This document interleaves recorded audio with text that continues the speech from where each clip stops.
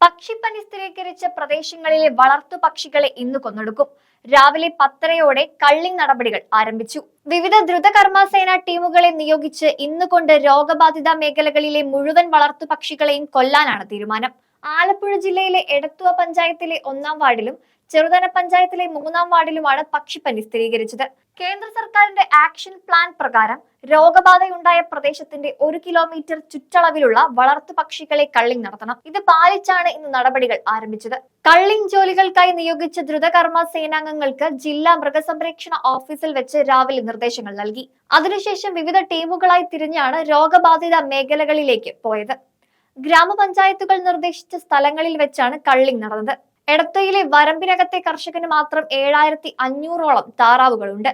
ജില്ലയിലാകെ ഏതാണ്ട് 15,000-ഓളം വളർത്തു താറാവുകളെ കള്ളിങ്ങിന് വിധേയമാക്കേണ്ടി വരുമെന്നാണ് കണക്ക്. കള്ളിംഗ് നടപടികൾ ഇന്നു തന്നെ പൂർത്തിയാക്കും.